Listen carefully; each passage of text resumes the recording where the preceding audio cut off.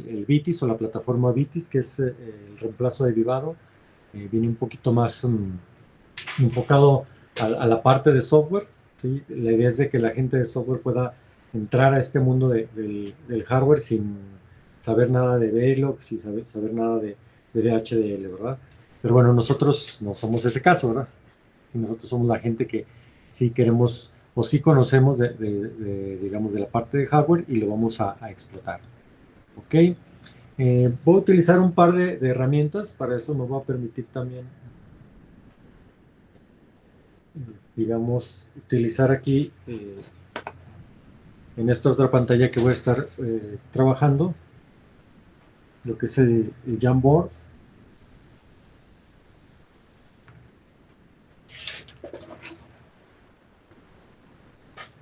y que es básicamente como un pizarrón electrónico. Luego les voy a compartir, digamos, lo que tengamos aquí en este pizarrón. Sí, bueno, yo voy a también tratar de usarlo aquí en mi tableta.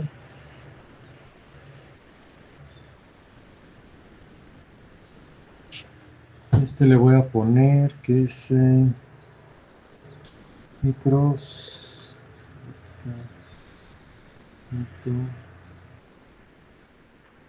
Semana 1, sesión 2.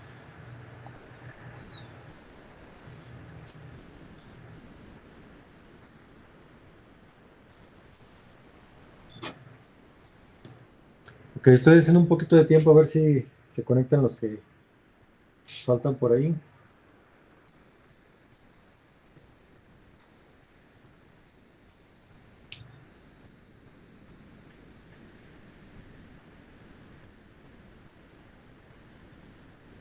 La idea de esta tableta es que es un poquito interactiva. Si ustedes tuvieran cuenta también de la UAS, bueno, ahorita igual si se las comparto, van a poder, digamos, ustedes también escribir, ¿no? Entonces la idea de que tengamos cuestiones en la pantalla y podamos de alguna manera tener un pizarrón que podamos observar todos, ¿no? Pero bueno, ahorita vamos a empezar con la parte derivada. Que todavía me falta gente, me falta. A ver, Gerardo. Sí, está Gerardo. Alan, Valencia.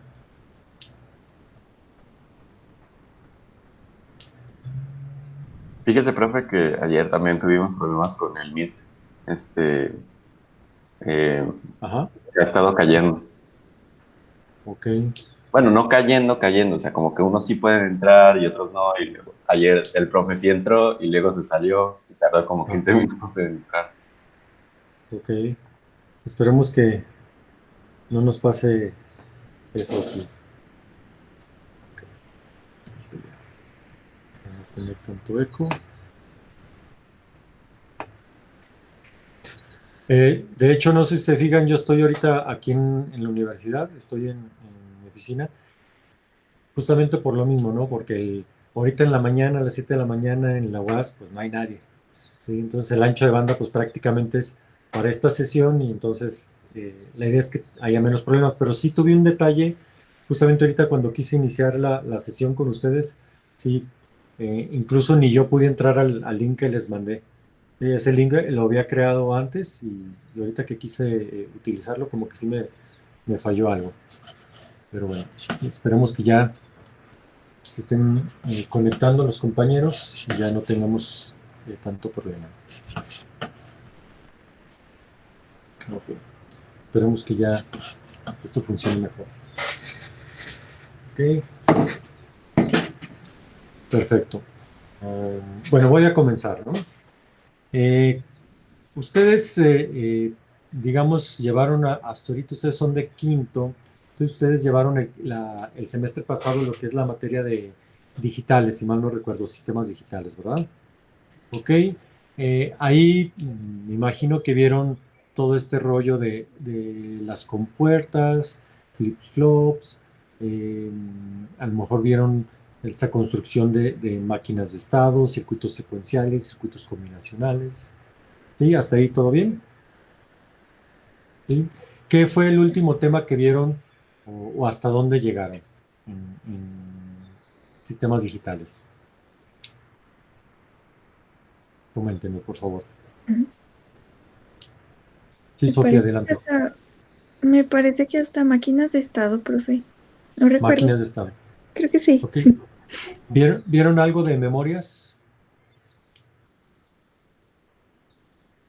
Memoria RAM, Sí, ROM. muy poco, o sea, ya hasta el final lo vimos como temas especiales. ¿Ok? Ok. Yo voy a tratar de arrancar justamente pues de ahí. Voy a suponer que no conocen de memorias, ¿sí? Lo que voy a suponer nada más es que ustedes conocen, digamos, lo básico de circuitos combinacionales y secuenciales. Tal vez sepan hacer máquinas de estado, ¿sí? Aunque aquí también vamos a revisar la parte o a reforzar esa parte del diseño de máquinas de estado, ¿sí? Sin embargo, sí vamos a trabajar con una nueva, bueno, no nueva, una metodología un poquito diferente. Y bueno, también para eso me voy a permitir aquí utilizar. Hay otra herramienta que les recomiendo bastante, ¿sí? Que se llama el Draw.io. Este mentado Draw.io.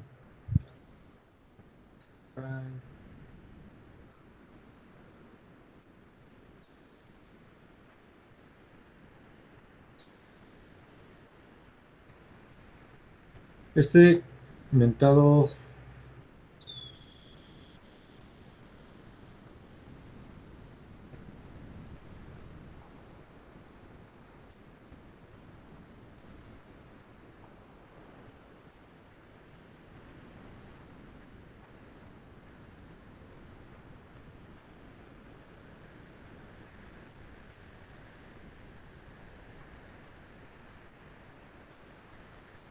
Ok, este programita que lo pueden bajar ustedes, este lo pueden descargar, ¿sí? Es gratis, o lo pueden trabajar justamente en línea, así como lo estoy haciendo yo, y les va a servir para hacer, digamos, diagramas de flujo, ¿sí? Que los vamos a estar utilizando, diagramas de máquinas de estado, ¿sí? Y en general, diagramas de caja negra, diagramas de caja blanca, para justamente trabajar toda esta parte de la arquitectura. Jóvenes, no sean malitos, prendan sus cámaras para, para verlos. ¿Sí? Si quieren, ahorita en un ratito más lo apagan, nomás para saber y bueno, identificar quiénes ya están conectados y quiénes me faltan. Muy bien. Hola, ¿qué tal? Sí, eso ya ahí van llegando, van graneando, van graneando. Ok, perfecto. Muy bien. Ok. Ahora, si se gustan, apáguenlas, ya nomás para identificarlos. Entonces, justamente yo cuando empiezo a diseñar, no sé si realmente vieron una metodología en Digitales 2, pero en Digitales. eh, les platicaron de cómo se hace un diseño, les platicaron digamos, una serie de pasos a seguir para implementar un sistema digital. Jesús, MQ, platícanos. ¿Qué cosa? Si vieron alguna metodología, vieron algún procedimiento para hacer diseños de sistemas digitales, Mm, bueno, que tú recuerdes, obvio, ¿no? pues O, no, o cómo hacías tus, digamos, te dejaban hacer un multiplexor, te dejaban hacer un codificador, ¿y qué hacías? O te dijeron, mira, hay una serie de pasos, o digamos así, como comenta uno, a lo que Dios me da a entender, platícame, Jesús. pues, pues solo qué tenía que hacer y ya nosotros tenemos que ver Digamos, por averiguar cómo resolver eso. sí. Ok. Eh, Bueno, ahí les va una metodología que es que estamos utilizando, ya tenemos varios años trabajándola, y a mí me gusta utilizarla porque cuando uno no sabe lo que hay que hacer, la metodología te va guiando un poquito, sobre todo cuando empiezas, ¿no? Imagínense que yo les digo el día de hoy, vamos a hacer un microprocesador. ¿Sí? ¿Cómo empezamos ese diseño? ¿Alguien tiene alguna idea? A ver, Humberto Hernández, ¿cómo empezarías tu diseño del microprocesador? Bueno, primero haciendo un diseño como de conexiones o de todas las componentes que va a tener, supongo. Y Ok, después ¿y cómo pasaría como al sabemos, código, cómo sabemos qué componentes va a tener? pues dependiendo de las características que vaya a tener, me imagino. Entonces, si te fijas, es un poquito ambiguo, ¿verdad? O sea, Sí. creo que tienes una idea, yo creo que es la parte de que nos da el sentido común, que sí, bueno, hay que empezar por identificar algunas partes, hay que justamente definir qué funcionalidad va a tener, pero si te fijas, si no tenemos una metodología, realmente no sabemos por dónde empezar. Sí, es un poquito Profesor, complejo. ¿Sí? Entonces, es aquí donde entra la metodología y es justamente por eso hace esta pregunta. Muchas gracias, Humberto. ¿Sí? O sea, si se fijan, lo que andaba buscando es llegar al punto donde decir, bueno, es que realmente si no tengo metodología, no sé por dónde empezar. Tengo una idea, ¿sí? Y dependiendo ahora sí de mi experiencia que yo tenga con sistemas digitales, puedo tener más ideas o menos ideas de por dónde empezar, ¿sí? Pero si no tengo una metodología, realmente puedo empezar a hacer algo un poquito caótico, ¿no? Si me ocurre una idea por aquí, si me ocurre una idea por acá, y empiezo yo a construir o agarrar lo que tengo a mi mano. Si no tengo muy claro lo que voy a hacer, obvio que voy a hacer un Frankenstein, sí, voy a ponerle cosas ahí que yo pensé originalmente que iban, pero realmente al final me doy cuenta que no, entonces es un poquito complejo o caótico. La metodología está ahí justamente para decirnos, ok, vamos a darle, digamos, un comienzo de manera ordenada, vamos a ir llevando un proceso de diseño y lo vamos a llevar de arriba hacia abajo. Y ahorita me explico a lo que se refiere con de arriba hacia abajo. Tenemos en la parte de diseño, eh, digamos, dos o tres metodologías, digamos, simples o básicas con las cuales empezamos nosotros a diseñar. Existe la metodología bottom-up, y voy a poner aquí el término. ¿Sí?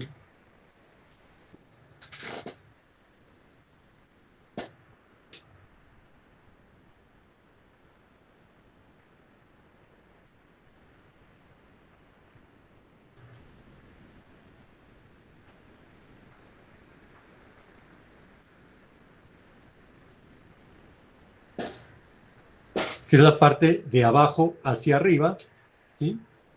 Es decir, yo voy construyendo lo que me hayan pedido a partir de identificar, como tú me habías dicho, Humberto, pues identifico que a lo mejor hay un multiplexor, ya tengo un multiplexor por ahí, alguna vez hice un multiplexor en mi clase de digitales, entonces lo debo de tener por ahí, lo rescato y lo pongo en el diseño.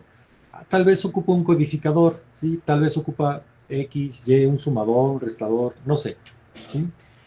Sin embargo, si te fijas, realmente puede haber bloques que yo todavía no identifique cómo los vaya a hacer. ¿Por qué? Porque no tengo el conocimiento, porque todavía no me es claro.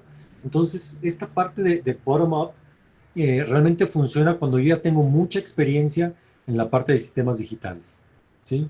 Y sobre todo cuando ya tengo claro el diseño. Cuando todavía no tengo claro el diseño, esta metodología no funciona muy bien, o por lo menos en mi experiencia no funciona muy bien. Y cuando digo mi experiencia, es mi experiencia trabajando en proyectos, pero también como docente. Cuando yo trato de explicar esto justamente a todos ustedes, sí, si yo empiezo a trabajar una metodología bottom-up, sí, va a ser complicado. Y va a ser complicado porque tal vez, si yo, por ejemplo, ahorita les pido, vamos a hacer un diseño de un microprocesador, sí, van a decir ustedes, bueno, pues tengo una idea de lo que es un microprocesador, pero pues la verdad no sé cómo conectando multiplexores o conectando sumadores o conectando registros puedo hacerlo. Realmente todavía no me queda claro.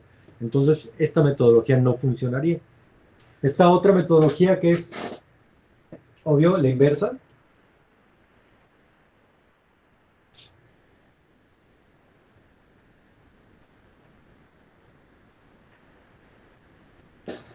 que es justamente la que yo veo que es más adecuada para este tipo de diseños, sobre todo cuando no conocemos, que es la top-down. Empiezo de la parte de arriba, es decir, de conocer un diagrama de caja negra, es decir, literal, dibujo una cajita, ¿sí? Que digo, esto va a ser mi microprocesador y empiezo a identificar primeramente qué entradas va a tener esa cajita y qué salidas va a tener esa cajita, ¿sí?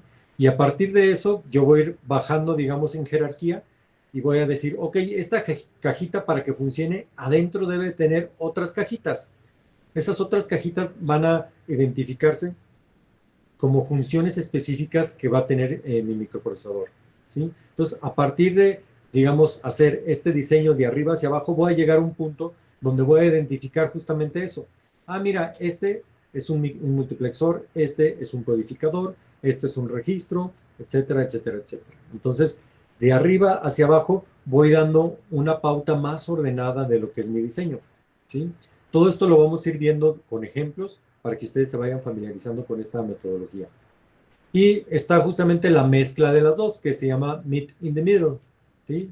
Es en inglés, Meet.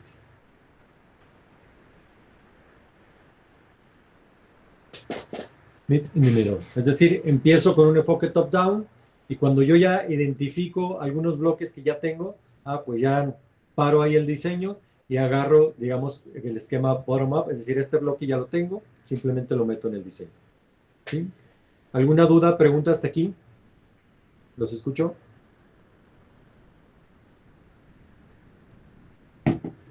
¿Todo bien? Sí, profe. Sí, profesor. Ok, si quieren, a través del chat, cuando les pregunte, si no hay dudas, díganme ahí no, para yo rápidamente identificar y hacerlo un poquito más fluido, ¿no? Por favor. Ok. Ok. Muy bien, pues vamos a hacer ahorita un pequeño diseño, yo creo que es algo que pudiera ser trivial, ¿sí? Pero bueno, tal vez no. Este pequeño diseño que vamos a hacer va a ser un multiplexor, ¿sí? Y bueno, como les dije, comienzo con una cajita negra. De hecho, me gustan más este tipo de cajitas, con puntas redondeadas, ¿sí? Entonces yo le pongo aquí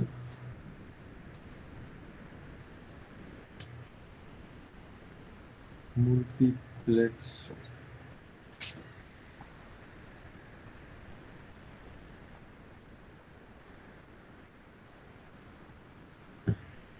Y ahí digamos, ya tengo este multiplexor.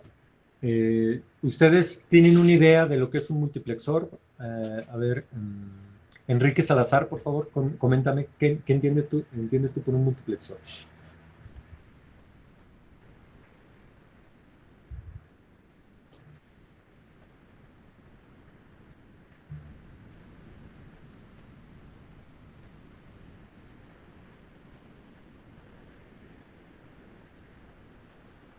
Enrique, ¿me escuchas?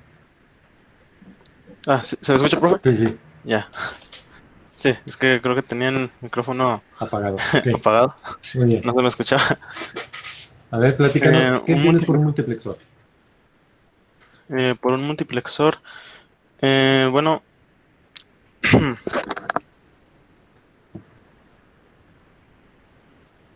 Hola, hola. ay, ¿Cómo se estás? me está cortando, profe. Creo que se me está cortando, profe. A ver, Disculpa. entonces, por el chat, por favor. ¿Qué entiendes por un multiplexor? Bueno, a ver, creo que se me escucha. Son como circuitos combinacionales. Pueden ser con varias entradas, si no mal recuerdo, ¿Sí? y una salida de datos. Este,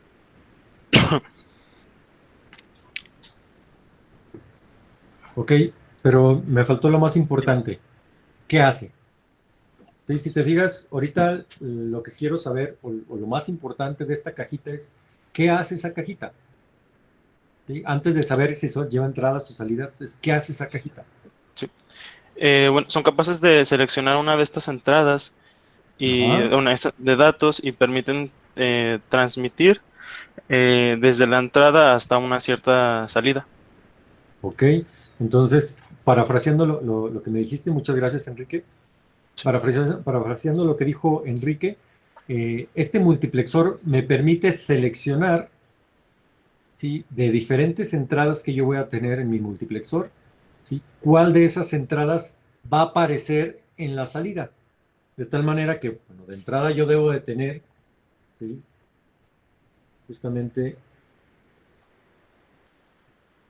una salida.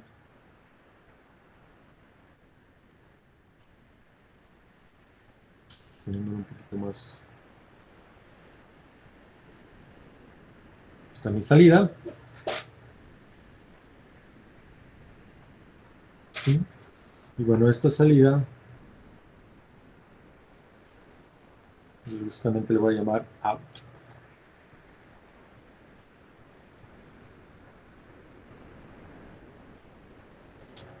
¿Sí?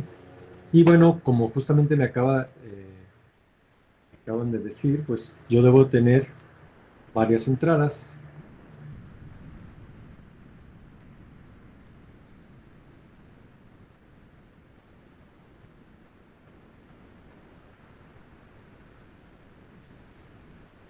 Voy a poner ahorita solamente dos.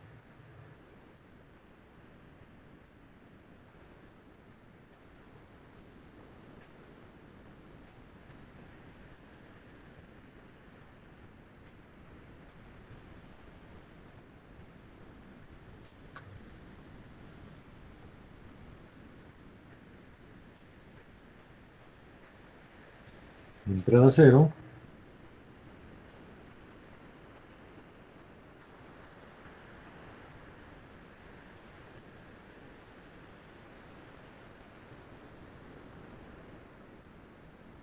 Y mi entrada 1. De tal manera que este multiplexor va a seleccionar ya sea la entrada 0 que aparezca en la salida o que la entrada 1 aparezca en la salida. ¿Sí? Todo el mundo me va siguiendo hasta aquí. Si se fijan, ahorita nada estoy platicando, realmente no he definido nada de la metodología, simplemente estoy haciendo mi dibujito y haciéndome, digamos, una idea mental de cómo pudiera estar funcionando eso, ¿sí? Eh, pero para que esto funcione, la pregunta sería, bueno, ¿y cómo selecciono cuál salida va a estar, perdón, cuál entrada va a estar en la salida? ¿Qué me faltaría? Se supone que tienes que llevar un if o un switch case. Pero aquí es una cajita. ¿Qué me faltaría en esta cajita? ¿Sí? Si ustedes, Un imagínense esa comparador. cajita, perdón. Comparador. Un comparador. No, todavía no. Ya te me estás metiendo muy, muy adentro, ¿sí? Ahorita todavía vamos a ir hablando, digamos, como si esto fuera una caja, ¿no? Imagínate que es este de aquí, ¿no? Este es una caja y este es un multiplexor, ¿sí? Entonces, si nosotros observamos esta caja, va a tener una conector que va a decir salida, va a tener dos conectores del otro lado que va a decir entrada 0 y entrada 1, ¿sí? ¿Qué le faltaría a esta cajita para que funcionara correctamente? Selector, ¿no? Exactamente, me falta un selector, es decir, me falta una entrada que me permita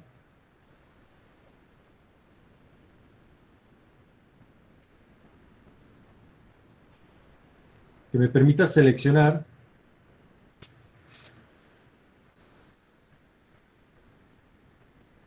para la redundancia,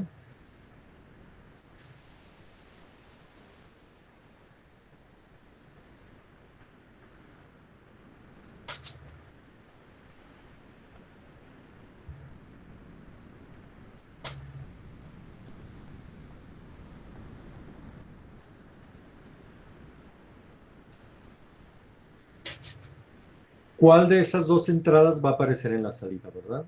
Entonces, mi metodología me dice, antes de que empieces cualquier cosa, sí, muy bien, Javier, selector, exactamente. Antes de que empieces cualquier cosa, cualquier diseño, tienes que tener clara una cosa, hacer tu diagrama de caja negra. Esto de aquí se conoce como diagrama de caja negra. Entonces vamos poniéndolo aquí.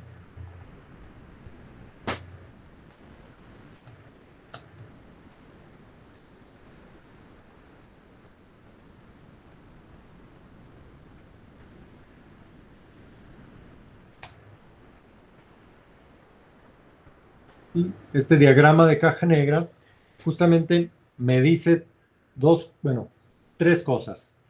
Primero, ¿cómo se llama el bloque que voy a estar construyendo? En este caso es muy claro, ahí dice multiplexor, ¿verdad? No hay ambigüedad. ¿Sí? ¿Qué otra cosa me dice? ¿Qué entradas tengo? ¿Sí? Y cómo se llaman. ¿Sí? Entrada 0, entrada 1, mi selector, y finalmente me dice qué salidas existen. En este caso solamente existe una que se llama out. ¿Sí? ¿Qué es lo que debe de seguir? O mi metodología, ¿qué es lo que me dice? Ok, primero haz tu diagrama de caja negra. Segundo, especifica qué significan esas entradas y qué significa esas salidas. ¿Sí? ¿Yo qué tendría que poner? Aquí en un texto, voy a poner aquí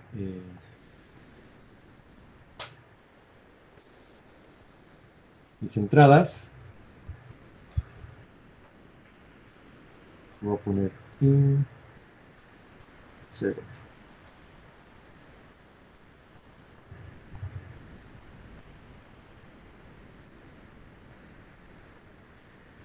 Y voy a definir.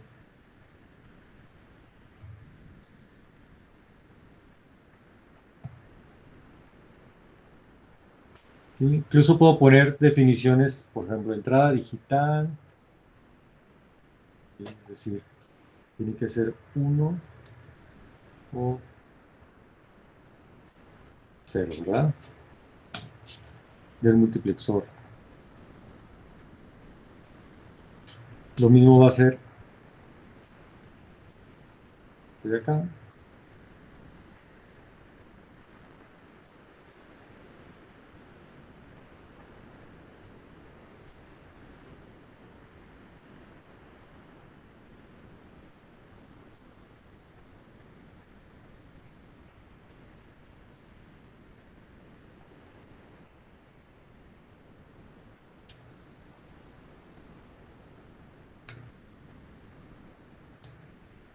En mi selector justamente voy a poner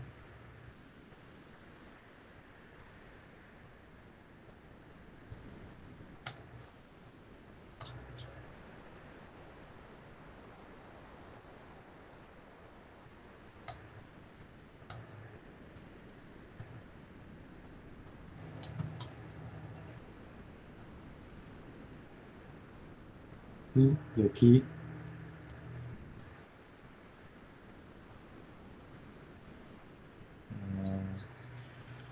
por ejemplo voy a poner si cell es igual a 0,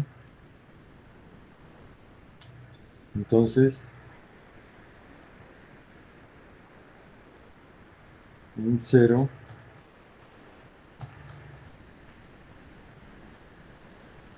vean que lo estoy poniendo eh, con un texto simple. Esto no es ni siquiera Verilog ni DHDL, ¿sí? Simplemente texto simple.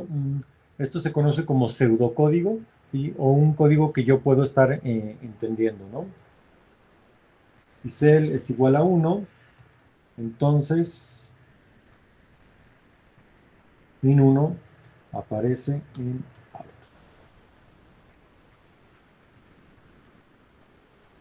¿Sí? Entonces, si se fijan, yo estoy justamente aquí explicando qué es lo que hace bueno, qué es lo que hay en cada entrada y qué significa cada entrada, ¿sí? Y lo mismo tendría que hacer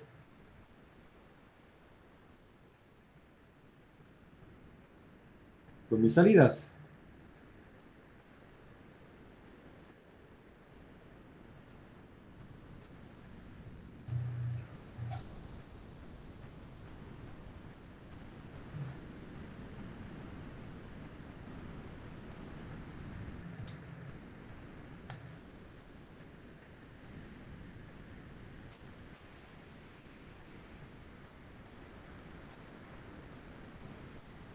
Ok, todavía no termino este primer paso de mi metodología, ¿sí? Voy a repetir para que se nos vaya grabando. Lo primero que tengo que hacer en mi metodología es hacer un diagrama de caja negra, que es el dibujito que tenemos allá arriba, donde se especifiquen claramente las entradas y claramente las salidas. Incluso, bueno, aquí estoy haciendo un multiplexor de un solo bit, ¿sí?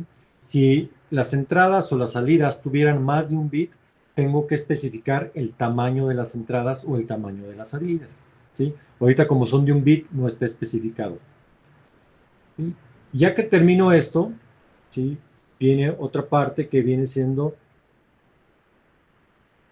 lo que le llamamos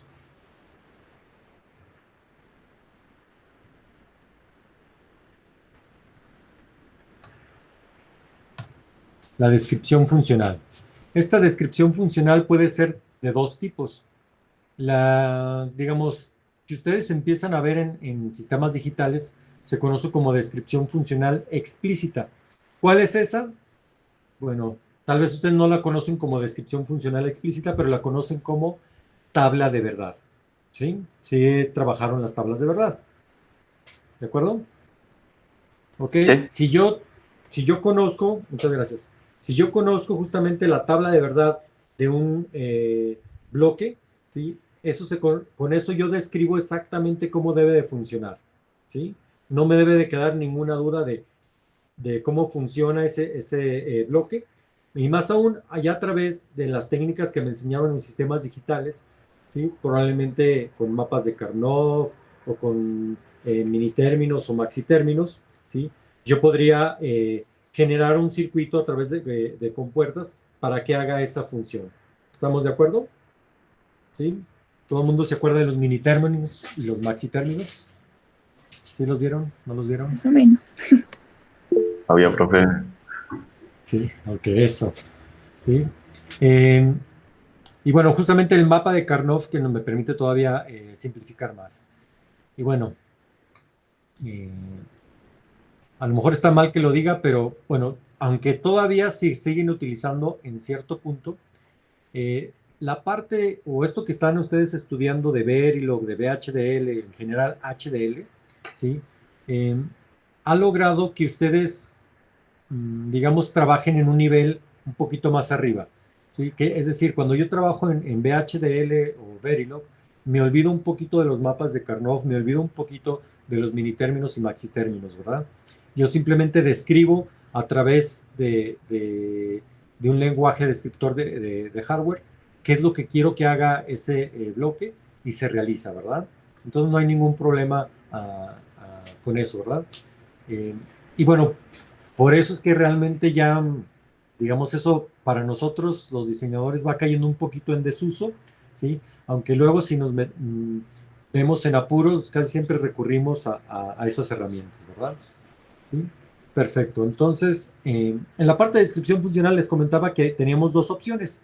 Una es la tabla de verdad, que le conocemos como descripción funcional explícita, porque justamente explícito quiere decir que no hay ambigüedad, que es muy claro, ¿sí? Y cuando yo tengo mi tabla de verdad, pues no hay, digamos, ningún, ningún detalle oscuro. Cada una de las combinaciones de las entradas tiene que estar en mi tabla de verdad y me tiene que decir para cada una de las combinaciones de las entradas, qué pasa con la salida, ¿verdad? ¿Sí? Pero existe otra, que es la descripción funcional implícita. Y cuando decimos implícita, quiere decir que probablemente no me dan todos los datos, ¿sí? Pero me dan una muy buena idea de cómo eso funciona, ¿sí?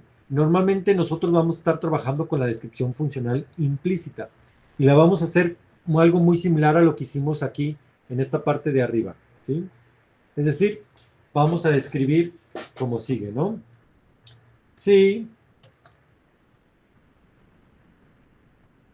lo que me decían, ¿verdad? Ahora sí, con un if, o con un selector, o con todo esto, ¿no? Si cell es igual a 0, entonces la salida out es igual a la entrada in 0. Pero si cell es igual a 1,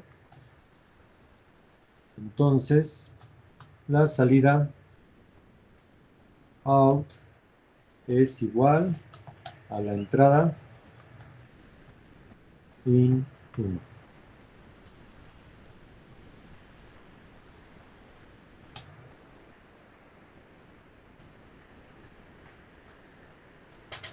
¿Sí? Si se fijan, yo no podría empezar ningún diseño, ¿sí? Yo no puedo empezar a echarle, digamos, montón a lo que sería la codificación en HDL, ya sea VHDL o Verilog, si no conozco por lo menos estas tres cosas. Un diagrama de bloques que me indique la parte del multiplex, cómo se llama este bloque, en este caso el multiplexor, ¿sí? Vean que yo le pude haber puesto, no sé, bloque 1. El nombre es bloque 1, ¿sí? Realmente le puse multiplexor para que me diera una idea de realmente lo que es, pero yo le puedo poner realmente cualquier nombre. Si le puedo poner cualquier nombre, entonces vean que muchas veces el nombre puede no coincidir con la función, y eso me puede llevar a digamos, no conocer o no saber exactamente qué está sucediendo, ¿sí?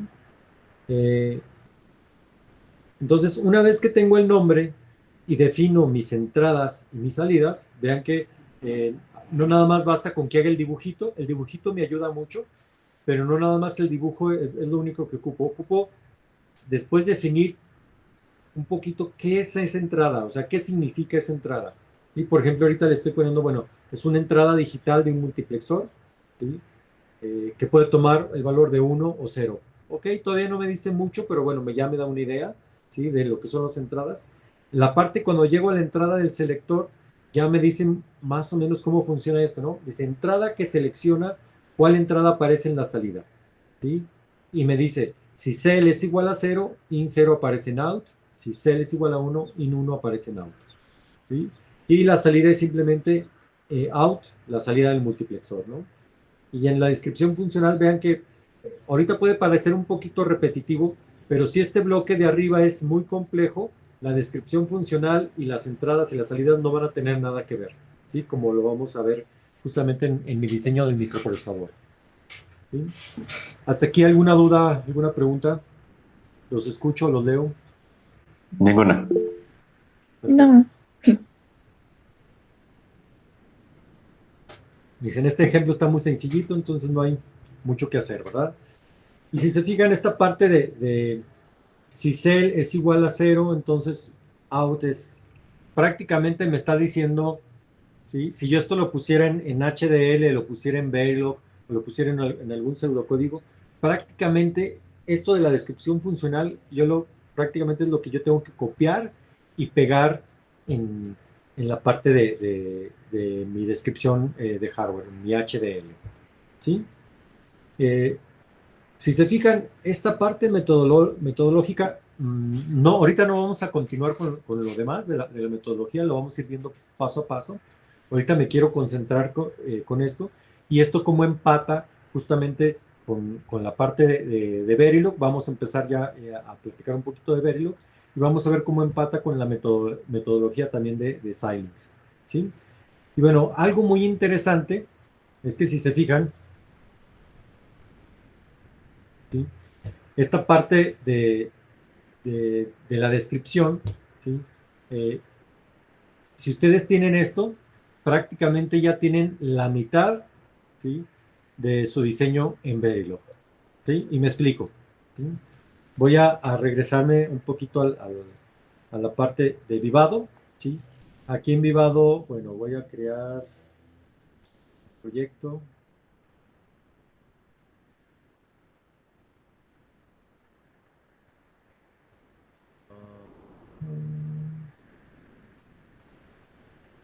Déjenme ver dónde lo pongo.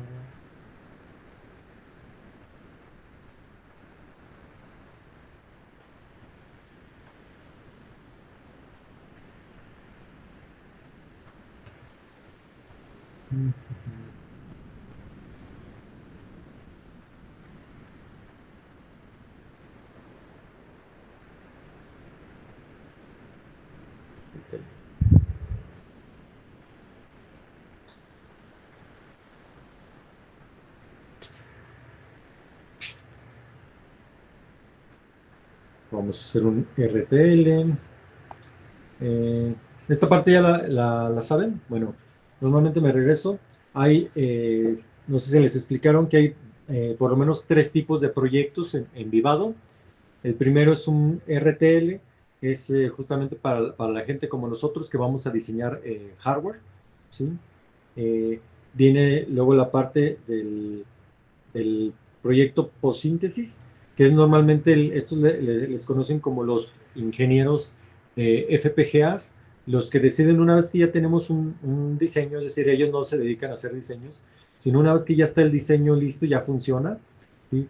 Se dedican a diseñar en qué parte del FPGA, ¿sí? Lo voy a colocar. Recordar que el FPGA es como si fuera un terreno baldío, ¿verdad? Yo puedo construir las casas en cualquier parte. Hagan de cuenta que este ingeniero del FPGA decide en qué parte va la casa, ¿sí? Pensando que hay que conectar la casa con, a lo mejor con la luz, con el agua, ¿sí? Con los caminos, etcétera, ¿verdad? Entonces decide en qué parte es la mejor ubicación, ¿sí? Para conectarla. Y bueno, porque a veces la casa no va sola, ¿verdad? A lo mejor hay que poner una cochera, a lo mejor hay que poner una cancha de básquet, hay que poner una alberca, hay que poner un jardín, entonces hay que saber ubicarla para aprovechar ahí los espacios. Y en la parte del proyecto del IO, ¿sí? Es donde aquí trabajan lo que se conoce como los ingenieros de PCBs o los diseñadores de PCBs, porque ellos dicen, ok, yo quiero o voy a poner este FPGA en una plaquita, entonces yo tengo que saber justamente qué señales de entrada o qué señales de salida voy a utilizar y dónde me conviene que estén, ¿verdad? Por cuestiones de conexiones a tierra, conexiones de compatibilidad electromagnética, conexiones o implicaciones de ruido y demás, ¿verdad? Normalmente en estas dos partes, o tal vez la parte de FPGA, la van a ver ustedes si se van por la línea de microsistemas, la van a ver cuando vean dispositivos programables avanzados. Y la parte de planeación de IO y la parte del PCB, pues la ven ustedes en diseño electrónico y diseño electrónico avanzado, ¿sí? Ahorita nosotros nos vamos a quedar nada más con la parte del proyecto RTL. Ok, y aquí, bueno, me dice, ok, ya tienes algunos bloques que hayas hecho antes, ya tienes algunos archivos en Verilog, algunos archivos en VHDL. Si ya los tienes, entonces, digamos, ponlos, y si no, puedes crear un archivo. Bueno, ahorita no lo voy a hacer. Bueno, aquí puedo seleccionar incluso el lenguaje que vamos a estar trabajando. Yo por default lo tengo en Verilog. Y para la parte de simulación puedo mezclar VHDL y Verilog. Ahí lo dejo mezclado, ¿sí? Luego viene la parte de los constraints, que normalmente vienen dependiendo del FPGA y de la tarjeta, ¿sí? Yo puedo crear aquí un archivo de restricciones, ¿sí? que me viene a decir justamente qué pines voy a utilizar, ¿sí? Qué voltajes se van a utilizar en cada pin, etc. Y bueno, finalmente selecciono qué FPGA voy a utilizar, pero bueno, creo que aquí, déjenme ver si tengo la BASIS, sí la tengo. Simplemente voy a decir que trabajo con la BASIS y se acabó. ¿Sí? Aunque ahorita físicamente no lo voy a conectar.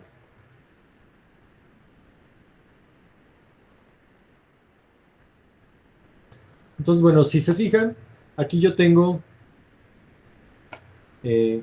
digamos, ya toda la parte de Vivado. El Vivado está dividido en algunas ventanas. Esta ventana de la izquierda se conoce como el navegador de flujo. Normalmente esta ventana de navegador de flujo me dice justamente el flujo de diseño. Yo tengo que empezar de arriba y tengo que terminar en la parte de abajo. Vean que la parte de arriba es el manejador o el administrador del proyecto, donde yo agrego fuentes, creo archivos, ¿sí? Y demás. Puedo integrar otros bloques de otras gentes, ¿sí? Puedo simular. Después de que simulo, analizo mi diseño. Ya que lo analicé y me genera una arquitectura, puedo ver la síntesis, que es, digamos, ya eso cómo empataría en el FPGA. Y después de la síntesis me voy a la implementación, que es ya colocar físicamente ese diseño en una parte del FPGA. Y después viene la parte de programar un FPGA externo. Para esto ya tengo que tener la tarjeta y conectarlo y demás. Entonces, Se fijan, en la parte de la izquierda yo tengo justamente de arriba hacia abajo el flujo de diseño, ¿sí? No puedo empezar cosas de abajo si no he pasado las partes de arriba. Normalmente eso es lo que me dice Vivado. Te recomiendo que vayas de arriba hacia abajo, ¿sí? No te brinques pasos, ¿verdad? Por eso lo hicieron de esta manera. Y bueno, luego tenemos esta ventanita que es la ventanita de fuentes, donde aquí vamos a crear justamente nuestros archivos de Verilog o de VHDL para hacer nuestros bloques, ¿sí? Viene la parte aquí de propiedades. Acá en la parte de abajo vienen los mensajes, sobre todo de errores, reportes y demás. Y aquí viene, bueno, ahorita tengo seleccionado lo que es un resumen del proyecto que justamente me dice, mira, tú vas a estar trabajando con la familia Arctic 7 de FPGAs, particularmente con la tarjeta Basis 3. No has definido un módulo top, es decir, tu módulo principal no ha sido definido. Vas a trabajar con Verilog y vas a simular mezclando Verilog y VHDL, ¿sí? Y bueno, aquí me habla de la parte de la tarjeta, de la síntesis que no se ha iniciado, la implementación no se ha inicializado, y no has utilizado nada porque no has empezado nada, ¿no? Ok, entonces para comenzar, yo voy a crear, justamente, le voy a dar el signo más, ¿sí? Y le voy a decir que voy a agregar una nueva fuente. Vean que yo puedo crear aquí restricciones, puedo crear diseños o puedo crear o incluir, ¿sí?, fuentes de simulación. Ahorita me voy a ir con la parte nada más de diseños. Lo que quiero hacer es un diseño. Entonces voy a poner un diseño y bueno, aquí me dice, ok, ya existe el diseño, ya existe el archivo.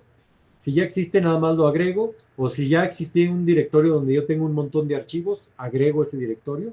En este caso no tengo ninguna de estas dos cosas. Voy a crear un archivo. Y me pregunta cuál sería el nombre de ese archivo.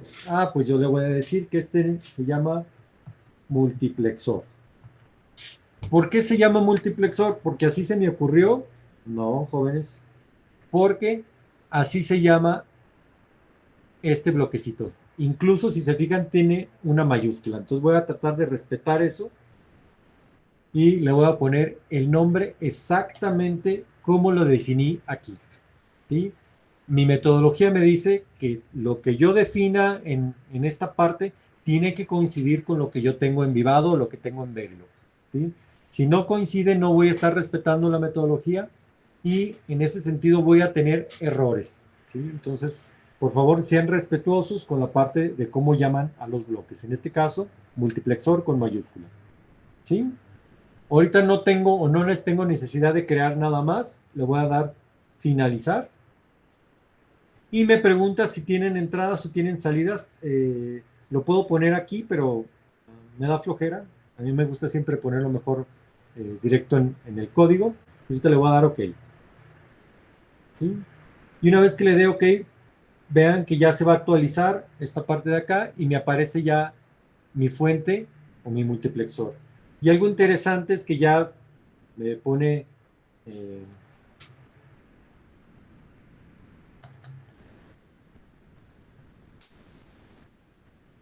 me pone ya, digamos, un encabezado.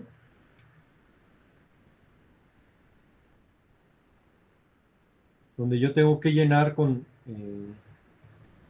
las cuestiones del proyecto.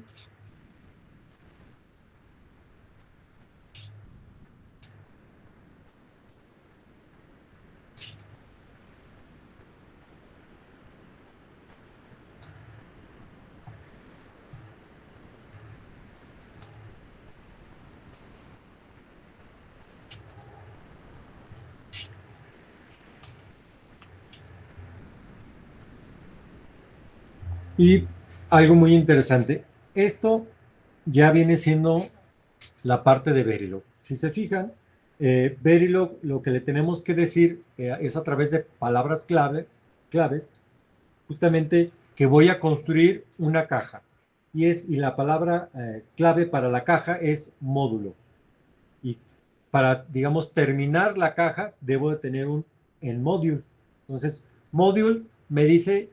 aquí empieza una caja y en module me dice aquí termina una caja. Y si se fijan, eso coincide con esto de aquí. Y por eso es importante que esta caja se llame multiplexor, ¿sí? Vean que así le puse multiplexor, ¿verdad? Entonces, la metodología me dice que el nombre que le puse a la caja debe ser el nombre de este multiplexor, perdón, de este módulo que estoy poniendo aquí. ¿Sí?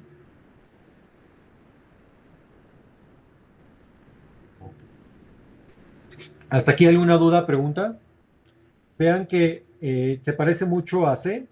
Utilizamos lo que serían los paréntesis. Ahorita van a ver para qué utilizamos los paréntesis. Y al final lleva un punto y coma. ¿Sí? Esta parte que va dentro de los paréntesis es justamente las entradas y las salidas. Paco, ¿tienes una duda, pregunta? No, era de hace rato, Dime. pero no, y le iba a preguntar hace rato que ¿por qué elegir Verilog contra VHDL? O sea, Ok. desde un punto de vista de ingeniería. Nos comentaba el profe Ornelas el semestre pasado que es porque VHDL no se identifica entre el código de simulación y el de implementación, y Verilog sí. Pero no sé si usted nos podría como decir desde el punto de vista ingenieril, porque se Claro. requiere. Mira, realmente entre, digamos, potencia como el lenguaje, hacen exactamente lo mismo, ¿sí? O sea, Verilog y VHDL hacen exactamente lo mismo. Yo, digamos, yo soy muy práctico y veo, y lo van a ver ustedes, que Verilog va directamente al grano. No tenemos bibliotecas, no tenemos librerías. Lo que queremos explicar o describir en código, rápido vamos al grano y lo hacemos. ¿Sí? Es muy concreto, muy compacto. Se parece mucho a C. Entonces, si yo sé programar en C, ¿sí? Lo cual espero de ustedes, ¿sí? Y porque en la parte de microprocesadores vamos a programar en C, ¿sí? Entonces, esto va a ser muy similar, ¿sí? La otra de las cuestiones es meramente ingenieril, en el sentido de que si yo me dedico a esto de diseño electrónico y me dedico de manera profesional, imagínense que ustedes ya están contratados en Intel. La manera de cómo se trabajan los diseños es, si se fijan, yo puedo diseñar un multiplexor y imagínense que yo se lo paso y le digo a la gente que, o al ingeniero que sigue, ¿sabes qué? Pues ya pásalo y hazlo en un chip, ¿sí? Ah, pues perfecto, él va y lo hace en un chip y resulta que cuando lo construyen en el chip me lo regresan, hacemos pruebas, hacemos la tarjeta y no funciona o tiene fallas, ¿sí? ¿Qué va a pasar ahí? Pues vean que construir un chip pues cuesta millones de dólares hacer un chip, ¿verdad? De hecho, eh, digamos, si queremos hacer este multiplexor así súper sencillo, nos va a costar nada más como unos $100,000 mandarlo a hacer porque no tenemos la tecnología y pues esto se tiene que hacer en serie, o sea, hacer uno te cuesta lo mismo que hacer, digamos, por lo menos 1,000 unidades, ¿sí? De hecho, hay fábricas que nada más trabajan arriba de 100,000 unidades, ¿sí? Por cuestiones justamente de economía, ¿no? Pero imagínate entonces que me llegó ese chip defectuoso. Entonces, eh, pues no me puedo permitir gastar 100,000 pesos, perdón, $100,000 nada más en ver si funcionó, ¿verdad? Para esto hay otra parte, digamos, en la línea de flujo de diseño que se conoce como verificación. ¿Sí? Normalmente esa no la vemos en licenciatura. Esa casi siempre se trata ya a nivel maestría. Esta parte de verificación utiliza, haz de cuenta que a nuestro diseño le conectamos cosas alrededor para probar todas las posibles entradas y todas las posibles salidas, ¿sí? Digamos que en nuestro caso yo tendría que probar toda mi tabla de verdad de mi multiplexor para garantizar que ese multiplexor siempre funciona como yo quiero. ¿Sí? No sé si me explique, Paco. Sí. Ok. Y resulta que la herramienta que, digamos, más se utiliza a nivel comercial, a nivel industria, para hacer ese tipo de cuestiones se llama System Verilog, ¿sí? Que es, digamos, un superconjunto, de cuenta es Verilog, pero le pones más cosas como Verilog, pero con objetos, ¿sí? Digamos que Verilog sería como C y System Verilog es como C++, ¿sí? Y al momento que yo le pongo todos estos objetos, puedo reutilizar código, puedo generar herencia, puedo generar polimorfismo y puedo construir simulaciones muy complejas para probar mis diseños, ¿sí? Y nada más para platicarte, imaginemos que tenemos un diseñador. Pues bueno, por cada diseñador que hay en Intel, hay del orden de 5 a 10 verificadores. Entonces, si ustedes van a buscar empleo en Intel, muy probablemente se las den de verificadores, no de diseñadores, ¿sí? Y normalmente la gente que diseña no es la misma que verifica, ¿sí? Son grupos aparte, porque si no uno cae en sus mismos, digamos, vicios, porque si yo sé cómo funciona, porque yo lo hice, pues voy a hacer pruebas que digamos, sean benévolas con ese código, ¿verdad? En cambio, si yo no conozco de lo que hay adentro, pues yo empiezo a hacer mis pruebas independientemente de lo que hay adentro, ¿verdad? Entonces, básicamente esa es la razón de Verilog, ¿verdad? De prepararlos ustedes para que realmente conozcan la parte de System Verilog, ¿sí? O les pueda hacer más fácil llegar a utilizar System Verilog, ¿verdad? Y lo otro es que también es uno de los grandes estándares, es un estándar de la IEEE, igual que VHDL, ¿sí? Y uno de los estándares más utilizados en la industria. De hecho, yo todas las empresas de Guadalajara que conozco trabajan con Verilog. Muchas de las empresas de California que conozco también trabajan con Verilog, ¿verdad? Normalmente lo que he visto de VHDL es la parte de Europa, ¿sí? Y sobre todo las universidades utilizan mucho VHDL, ¿sí? Pero si te fijas ya en un diseño, si yo tengo unas partes en Verilog y unas partes en VHDL, las puedo integrar sin problema, ¿eh? ¿Sí? Eso no hay ningún problema. ¿Sí, Paco? Sí, Muy bien, pues regresando a este rollo de acá, si se fijan, la parte de metodología va a empatar mucho con la parte de Verilog. Yo aquí tengo en Verilog la palabra clave module que me dice, aquí empieza una cajita negra, ¿sí? Y aquí termina mi cajita, ¿sí? Ahora, lo que está dentro de los paréntesis tiene que ser mis entradas y mis salidas. Entonces, pues yo aquí ya tengo los nombres de mis entradas, entonces lo voy a poner aquí justamente input in 0, perdón, aquí no va punto y coma, va coma, input in 1 y output, porque ya es mi salida, out. Me falta mi selector, entonces también lo voy a poner aquí, que es un input cel, coma. ¿Sí? Entonces, si se fijan,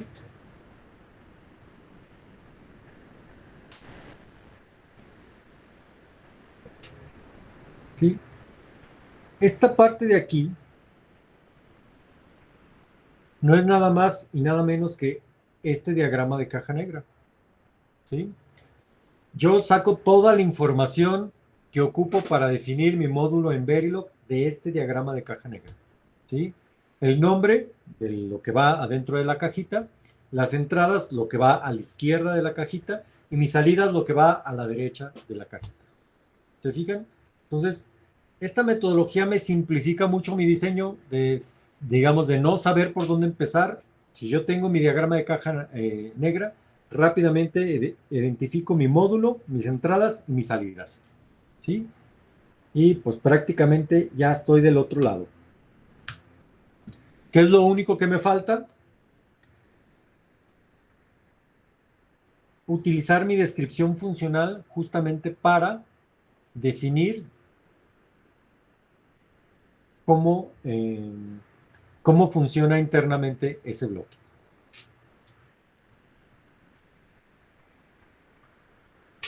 ¿Ok? ¿Dudas, preguntas hasta aquí? ninguna. ¿Todo bien? No, todo bien. Todo bien. Ok, me voy a ir despacito, pero yo espero que seguro, ¿no? Hay varias maneras de hacer un multiplexor. Una de ellas sería haciendo justamente mi diagrama de caja, perdón, haciendo mi mapa de Karnoff o mis mini términos y maxi términos, y yo lo que haría es conectar ands, ors aquí, ¿verdad? Ahorita voy a utilizar la parte más avanzada de Verilog, que es la parte de descripción algorítmica. Y para eso voy a utilizar una pequeña truquito. Lo voy a declarar esta salida como una salida registrada. Ahorita me explico un poquito más. Y bueno, ustedes en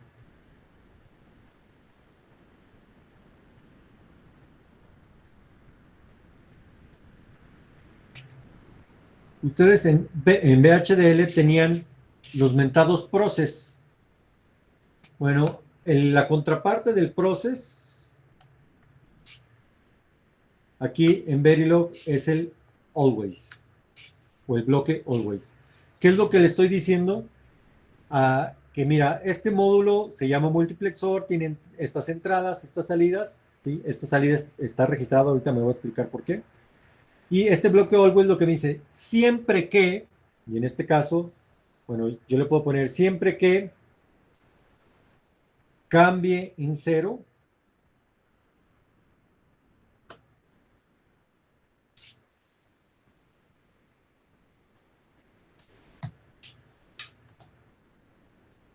o que cambie in 1, o que cambie mi selector, ¿sí? Cuando suceda cualquiera de esas tres cosas, y vean que es una OR ahí, que cambie in 0, in 1, es decir, que cambie cualquiera de las entradas, o que cambie mi selector, ¿qué es lo que vas a hacer? Mira, mi salida va a ser igual a ¿quién? Perdón. Sí.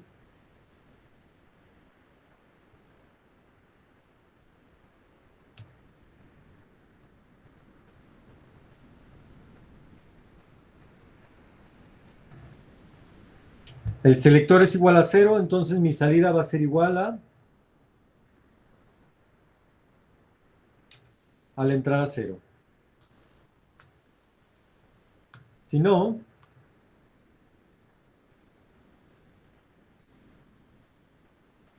la salida va a ser igual a la entrada 1.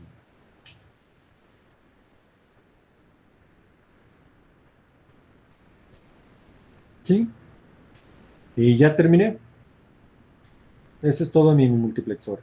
¿Por qué esta salida tiene que ir registrada? Porque todo lo que yo modifique o asigne, vean que aquí estoy modificando el valor de out, tiene que estar, o sea, tiene que ser de tipo reg. ¿Sí? Más adelante vamos a explicar qué es lo del tipo reg y todo este rollo. Pero ahorita tómenlo como dogma de fe. ¿Sí? Si yo voy a modificar esto adentro de un bloque always, tiene que ser de tipo reg. Si no, bueno, vean qué sucede, ¿no? Vean que incluso aquí ya me está marcando error, ¿no?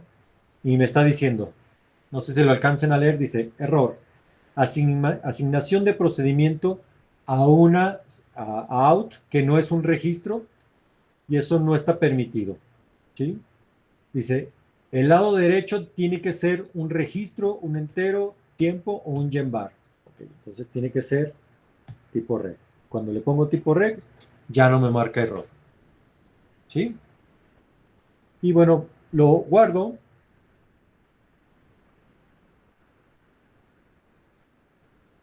Y ya tengo funcionando, bueno, perdón, ya tengo, digamos, esa descripción de ese hardware.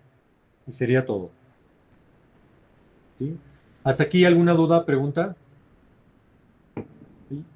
Vean que hay cosas muy similares a VHDL, pero le quitamos mucha paja, ¿no? O sea, la parte de las librerías. Es súper parecido a un lenguaje de programación. Uh-huh. Exactamente. Y esa es justamente la idea, ¿no? De que ustedes vayan viendo esas similitudes y sobre todo algunas simplificaciones, ¿no? Obvio, también hay que tener ciertas precauciones de realmente no confundir la parte de programación con esto, porque aunque esto parezca programa, es hardware, ¿verdad? Entonces, no perder de vista y sí tener eso siempre en mente que esto es hardware. ¿Sí? Bueno, entonces si se fijan, y aquí algo interesante, voy a ir a mi navegador de flujo, y bueno, ahorita no voy a hacer la simulación, o bueno, vamos haciendo la simulación. ¿Sí? Me voy a la parte de simulación.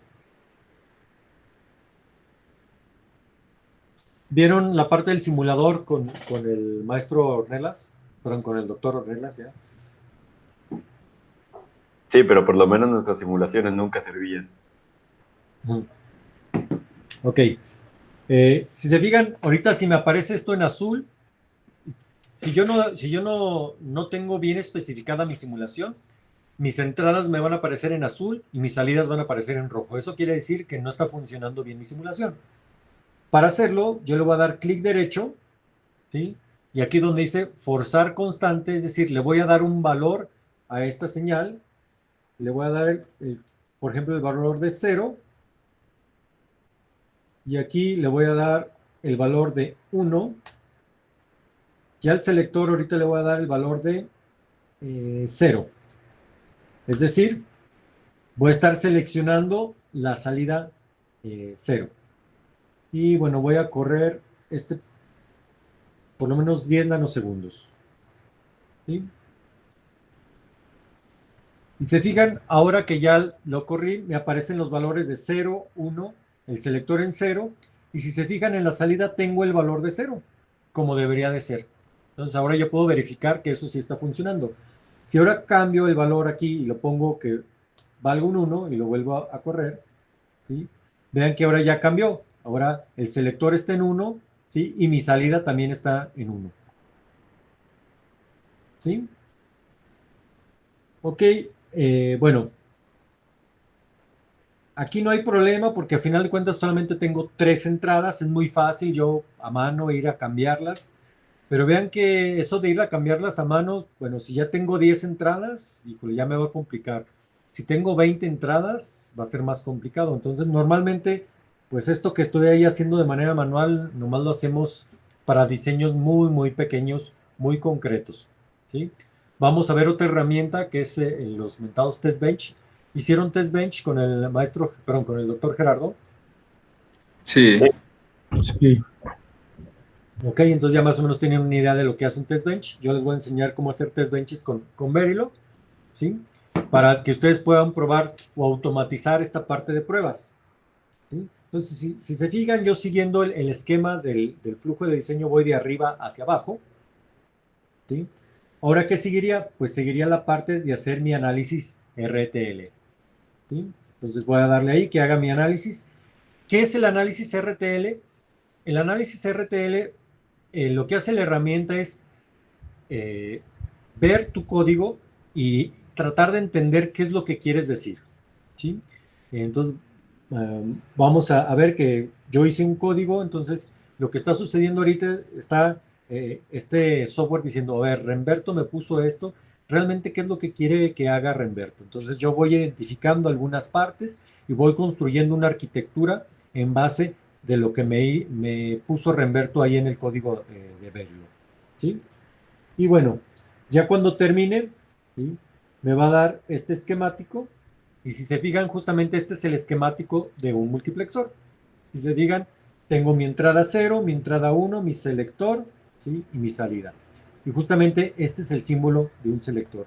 Y si se fijan, aquí me dice, si el selector está en 0, entonces esta es la que vamos a utilizar. Y si está en 1, por default va a ir a colocar esta en la salida. Y que es básicamente como describimos el circuito. ¿Sí? ¿Dudas, preguntas hasta aquí? No. ¿Todo bien? No. Okay. Si se fijan, lo que sigue es la parte de síntesis. Es decir, esto que ya entendí, ahora lo voy a tratar de poner en mi arquitectura. No sé si vieron internamente qué es lo que tiene un FPGA. ¿Lo vieron por ahí en la clase de digitales? Eso según no. Según yo no. ¿Ok? Eh, ¿Alguna idea de cómo funcionan los FPGAs? Ahorita los vieron como cajas Eh, mágicas. Según yo, es como una caja negra en la que puedes destinar una parte del FPGA para hacer un componente, otra para hacer otro y así. Y tiene la ventaja contra el microcontrolador normal de que puedes paralelizar procesos. ¿Ok? Eh, ah, un FPGA normalmente eh, tiene ya unos bloques, ahí le llamamos unos bloques universales. ¿Por qué universales? Porque cualquier cosa que yo se me ocurra o que a mí se me ocurra en la parte combinacional, eh, este bloque lo va a poder hacer. ¿Sí? Entonces ahorita no quiero meterme más en detalles, pero ¿sí? Por ejemplo, esta parte de aquí, ¿no?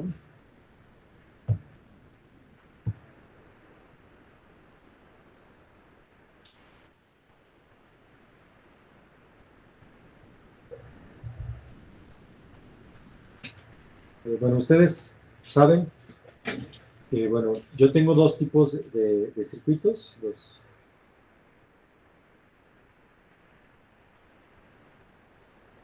combinacionales y secuenciales. ¿Sí? Los combinacionales, pues siempre son una cajita más o menos así, ¿no? Donde tengo entradas, tengo salidas, y a través de una tabla de verdad,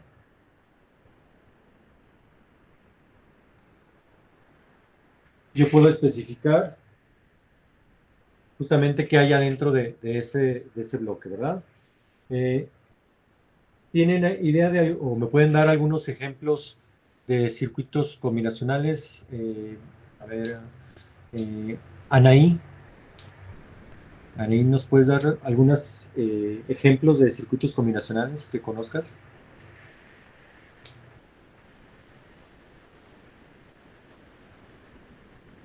Hola, hola, Anaí, ¿estamos ahí?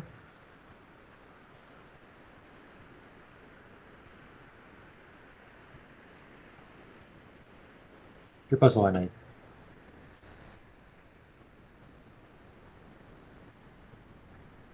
Ah, ok. Y luego, ¿tú estás en el celular o en qué estás?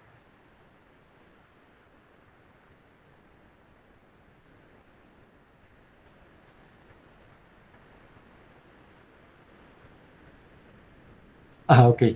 Muy bien. Ok, bueno, vamos a pedirle a alguien más.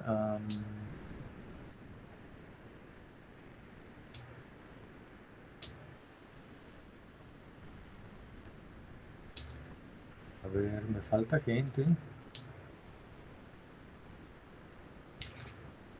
A ver, Jonathan, platícanos, Jonathan, ¿qué circuitos combinacionales conoces?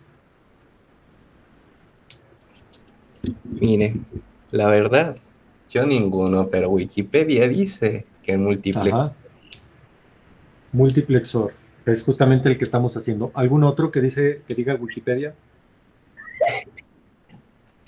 el de multiplexor. Ok, ¿algo más? Codificador y decodificador. Ok, codificadores y decodificadores.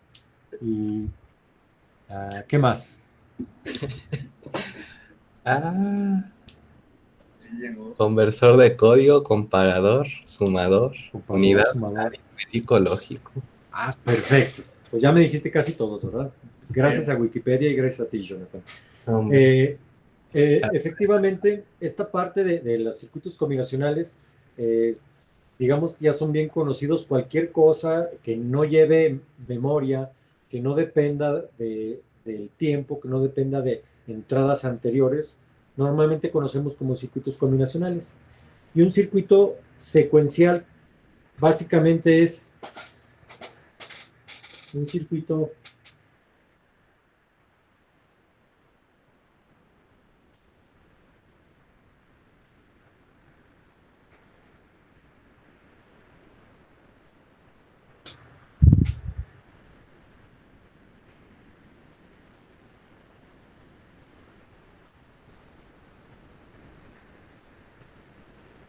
un circuito combinacional combinado con memoria, ¿sí? Entonces, cualquier circuito secuencial requiere circuitos combinacionales, ¿sí? Por más sencillo que sea, ¿sí?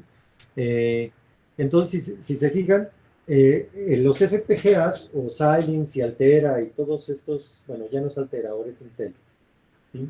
Dijeron, bueno, yo tengo justamente una manera, y ahí dependiendo de si es Intel o si es Semi-Micro o si es Xilinx, ellos tienen su tecnología para, digamos, internamente construir cualquier tabla de verdad, ¿sí?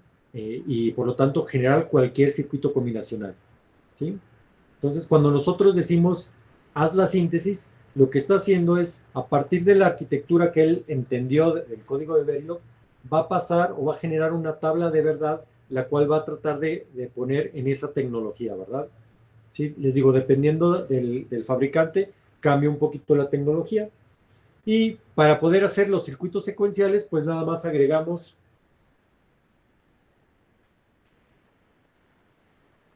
flip-flops, ¿sí? O latches, ¿sí? Normalmente utilizamos flip-flops, casi todo el diseño de FPGAs y el diseño moderno utiliza flip-flops, salvo casos específicos utilizamos los latches, ¿sí? Y ese es prácticamente lo que tenemos en un FPGA, un montón en este caso les llamamos LUTs, en el caso de Xilinx se llaman lookup tables, ¿sí? Los voy a poner aquí.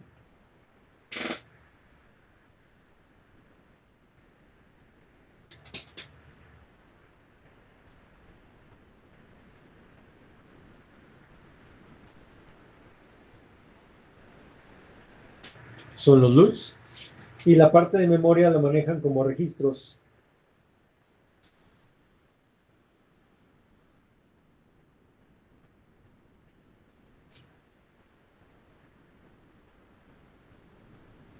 ¿Sí? Que, por ejemplo, un flip-flop es igual a un bit, ¿sí?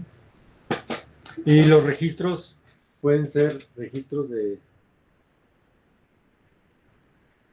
por ejemplo, de 8 bits, de 9 bits o de lo que sea, ¿no? Entonces, cuando yo implemento un circuito en un FPGA, la manera de medir qué tanto ocupa de mi FPGA es en estos términos: cuántos LUTs utiliza y cuántos flip-flops o cuánta memoria utiliza, ¿sí? Y con eso prácticamente ya sé qué tanto de mi FPGA estoy utilizando. ¿Sí? Nos vamos otra vez a la analogía del terreno, ¿sí? La pregunta es, imagínense que yo tengo 100 metros cuadrados y yo pongo un bloque ahí, digamos, de los 100 metros cuadrados, a lo mejor me gasto, no sé, 10 metros cuadrados. Entonces todavía me quedan 90 metros cuadrados para utilizar, ¿sí? ¿Estamos? ¿Sí entendemos esa parte? Sí. Perfecto. Muy bien. Ok. Entonces, justamente en la parte del síntesis, eso es lo que va a estar haciendo. Va a estar tratando de cambiarlo. Este multiplexor lo va a tratar de poner en un LUT y ver, digamos, cuántas LUTs ocupa. Vamos a suponer que ocupa 3 LUTs, ¿sí? Una vez que ocupó esas 3 LUTs, yo en mi FPGA puedo tener miles de LUTs, ¿sí? La pregunta, y esa es la que va a resolver la implementación, es ¿cuáles 3 de esas miles que hay voy a utilizar? ¿Sí? Te fijan que, bueno, si no tengo nada más, pues seleccionar 3 es un poquito arbitrario, pues agarra cualquiera 3 que tengas, ¿verdad? ¿Sí? O agarra las que estén más cercanas a las entradas o más cercanas a las salidas, la que tú gustes, ¿sí? Y eso va a ser. Pero si ya tengo, digamos, muchas cuestiones o muchos bloques ahí conectados, pues voy a empezar a batallar para buscar el lugar, ¿no? ¿Sí? Véanlo esto, imagínense como si fuera, ahora sí que su sala o su cuarto, y ustedes dicen, ah, mira, quiero poner en mi cuarto mi cama, un escritorio y un sofá. Entonces la pregunta es, ¿cómo acomodo todo eso para que quepa y tenga más espacio yo para moverme, etcétera, ¿verdad? Es el mismo problema, ¿no?, que tenemos en los FPGAs, ¿sí?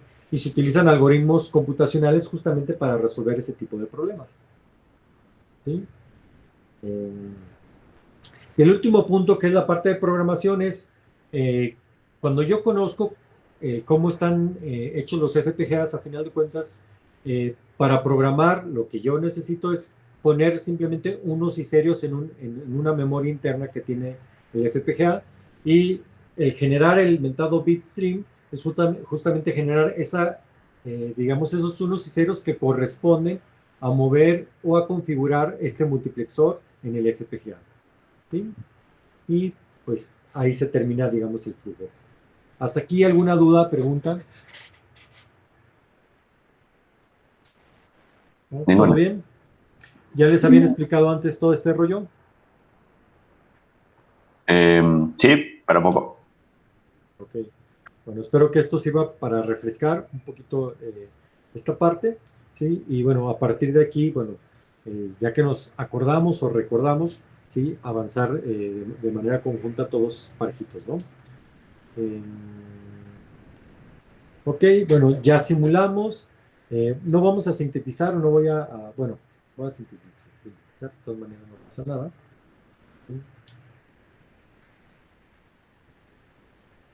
Sí, probablemente me marque unos errores porque no he definido, ¿sí?, o no tengo un archivo de restricciones donde yo digo dónde van conectadas mis entradas y no dónde van conectadas mis salidas, ¿sí? Eso es lo que normalmente hago en un archivo de restricciones, ¿sí? Lo que sí tengo por acá, debo de tener.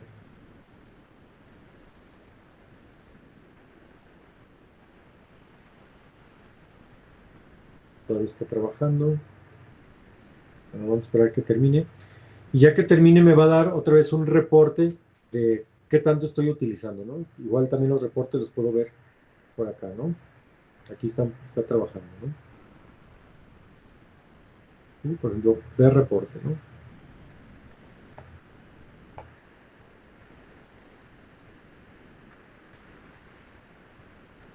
Y aquí puedo ver mi esquemático. Va a cambiar a lo mejor un poquito, ¿sí? Se fijan, aquí ya dice, ocupas unos buffers. Esta es la tecnología, este es el mentado LUT que les hablaba yo. Y este es un buffer de salida, los buffers de entrada y los buffers de salida.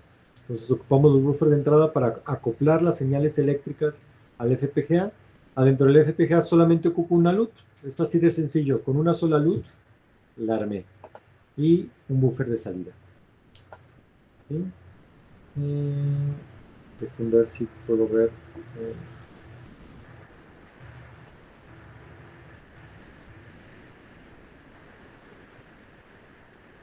Un reporte de utilización.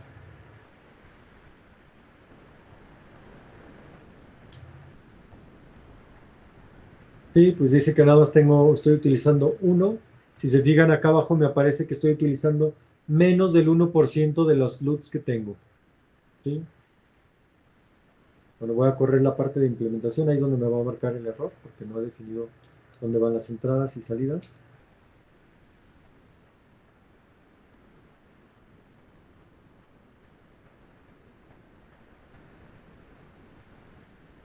Si se fijan aquí, en esta tablita ya me apareció el porcentaje, pero si me voy justamente a la parte de tabla, me dice que yo tengo una LUT de 20.800 disponibles, ¿sí? Y puertos de entrada y salida utilizo 4 de 106 disponibles, ¿sí? Pero bueno, ¿sí? Se digan ahí, rápidamente veo que, bueno, para este diseño pues prácticamente no estoy ocupando casi nada del FPGA, ¿sí? ¿Dudas, preguntas hasta aquí? Nieto. No, Ok. Profe, en el esquemático que vio ahorita o sea, ¿qué función tendrían los buffers? Como lo comenté, estos buffers me ayudan a acoplar la señal eléctrica a lo que sería mi circuito, ¿sí? Normalmente es acomodar niveles de voltaje, asegurarme que no haya un nivel de voltaje superior a lo que puede soportar mi FPGA. De alguna manera también darle la potencia eléctrica para que pueda transmitirse a lo largo del FPGA, o igual también limitar la corriente y demás, ¿no? Un buffer justamente sirve para acoplar, digamos, dos mundos, ¿sí? Digamos, un mundo digital que puede estar trabajando a un nivel lógico. ¿Vieron lo que son las familias lógicas? No. ¿No? Una familia lógica es, digamos, o los circuitos digitales están, digamos, clasificados en familias. Y estas familias o tiene que ver con cómo se construye una compuerta, ¿no? Y en la compuerta yo la puedo hacer con transistores, por ejemplo, BJT. ¿Ya vieron los BJTs? Sí. Ok. ¿Vieron también los FETs? Los FET, los JFET, los NPN, los... Ok. ¿Vieron los MOSFET? Sí. Yo puedo construir compuertas con cada uno de estos transistores. Y obvio, cada uno de estos transistores y algunas combinaciones hacen que yo genere familias de circuitos o de compuertas que corresponden al tipo de transistor que estoy utilizando, ¿sí? Entonces, por ejemplo, tengo la SL, que es Emitter Couple Transistor, creo, que es utilizar la parte de transistores conectados con el emisor. Existe la parte del CMOS, que utilizamos MOSFET complementarios, uno tipo P y otro tipo N, ¿sí? Para construir nuestras compuertas. Y así, tengo varias familias. Unas son más rápidas que otras, unas consumen más potencias que otras. Normalmente, para toda esta parte de digitales, la familia que más se utiliza es la MOSFET complementaria o la CMOS, ¿sí? Es decir, utilizamos un MOSFET de tipo P y un MOSFET de tipo N para los inversores, y a partir de inversores construimos ORs, ANDs, NOR, NANDs y demás, ¿no? Y a partir de esto construimos compuertas. A partir de las compuertas conectamos y generamos flip-flops. A partir de los flip-flops y compuertas generamos ya registros y demás, ¿no? Pero a final de cuentas, cuando yo tengo un FPGA, y recordar que es un circuito integrado, las señales vienen del exterior, y esas señales pueden tener otros niveles de voltaje, puede tener ruido o puede tener algunas variaciones. Estos buffers, digamos, hacen que si la señal, imagínate que una señal en digitales, pues o tiene que ser alta o baja, ¿verdad? ¿Cómo sabemos si es alta o cómo sabemos si es baja? Por ejemplo, en una familia TTL o una familia que utiliza 5 volts. ¿Lo vieron o no lo vieron? 0, 1, 0 o 5 volts. No exactamente. Resulta que las familias lógicas tienen un umbral digamos, de tolerancia. Bueno, las compuertas entienden que es un cero lógico si el nivel de voltaje es 0 o 0.1, el voltaje de alimentación, 0.1 VCC o 0.2 VCC, ¿sí? Y digamos que hay una región de indeterminación, es decir, desde 0.2 VCC hasta, digamos, 0.7 VCC. Si hay una señal de voltaje que está ahí, la compuerta no sabe qué hacer o se comporta de manera rara, ¿sí? Si está arriba del 0.7 VCC, entonces ya lo considera como si fuera un nivel alto, ¿sí? Así es como funcionan más o menos las compuertas, ¿sí? De hecho, les recomiendo que esta parte la revisen en el capítulo, si mal no recuerdo, tiene que ser en la referencia 2 de Fundamentos de Sistemas Digitales, ¿sí? Les voy a poner el libro. No, creo que ustedes no están viendo esta parte. Déjenme conecto acá.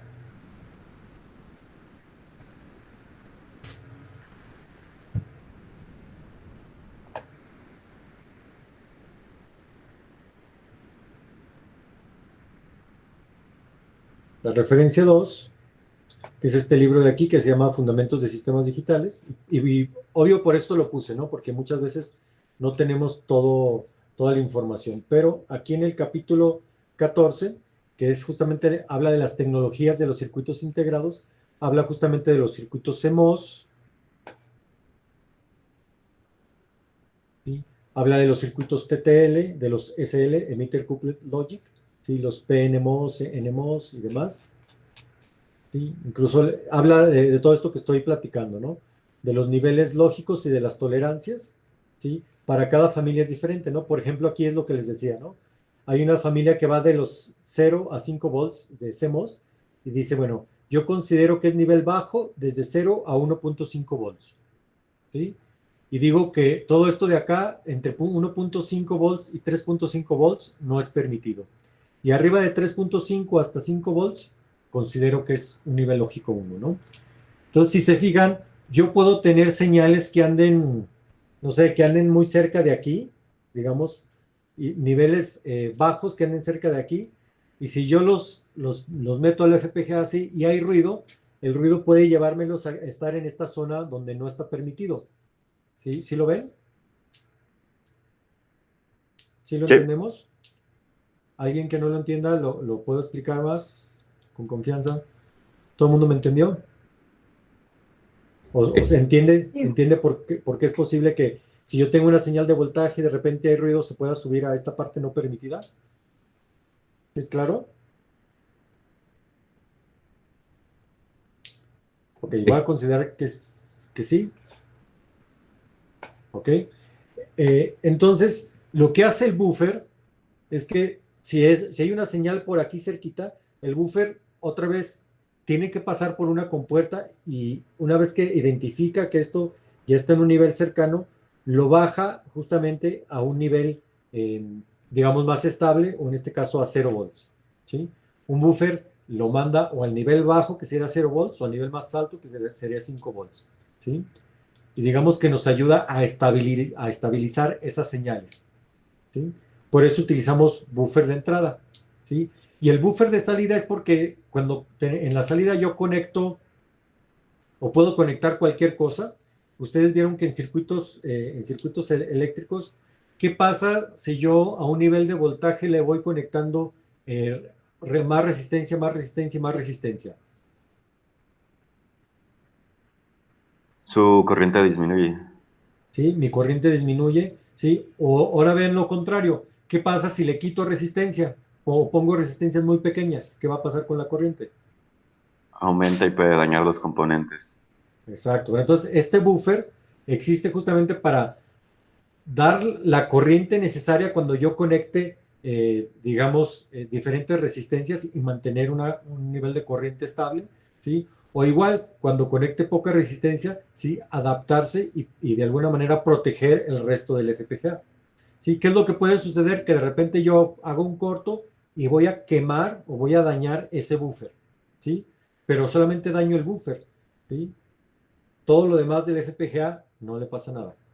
Por eso pongo este buffer, ¿sí? ¿Sí vieron cómo hacer buffers en electrónica? ¿Ya llevaron electrónica, cómo le llaman ustedes? Electrónica, simplemente. Electrónica analógica, ¿no? En analógica no vimos cómo hacer buffers, pero sí nos explicaron que es una protección eléctrica. Cuidado y no confundir con un fusible, ¿verdad? Sí, o sea, es una protección eléctrica como para bajos niveles de voltaje, algo pues aplicable a electrónica digital. Ok. Recuérdenme más adelante cuando avancemos y vamos a ver en la parte del simulador de Proteus, vamos a ver cómo conectar un nivel de voltaje de 5 volts a un nivel de voltaje de 3.0 volts, ¿sí? Y vamos a hacer buffers con transistores, ¿sí? Ahí me recuerdan explicarles cuál es el principio de operación. Bueno, yo creo que sí me voy a acordar, pero de todas maneras me recuerdan, ¿no?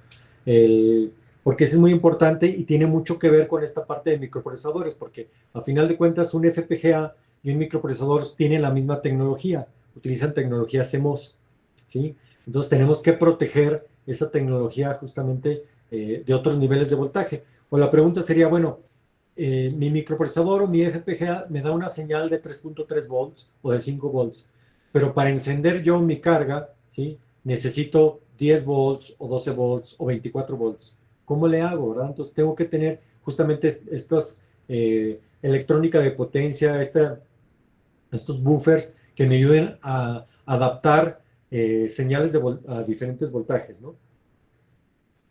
¿Sí? Sí. Ok, muy bien. Entonces, les recuerdo esta parte de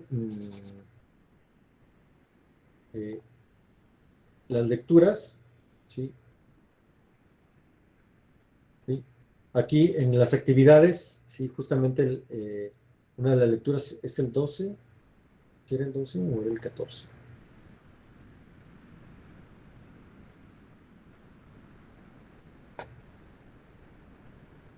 Bueno, el 12 es por la parte de introducción a las computadoras.